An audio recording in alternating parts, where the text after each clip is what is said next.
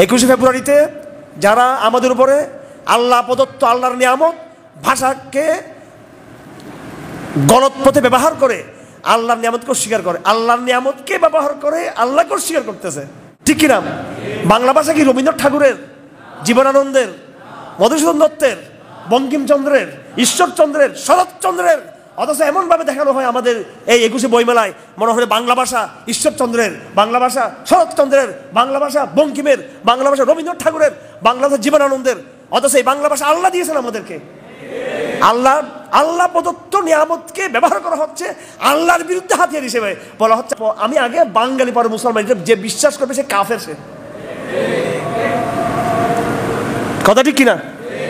সে কাফের কিনা যে বিশ্বাস করবে? এটা যে বিশ্বাস করবে না বুঝি বললে সেটা তারপরও এখানে সে তাবিল গ্রহণযোগ্য হবে কিনা কথা আছে, জানি। এখানে বিভিন্ন আলাপ আছে। যে বিশ্বাস করে বলবে যে আমি আগে মুসলিম না, আমার পরিচয় আমি বাঙালি, পরে আমি মুসলিম, তার ঈমান থাকবে? সেই ঈমান ভাঙ্গার কারণ সমূহের মধ্যে একটা কারণ সে লিপ্ত হয়ে যায়।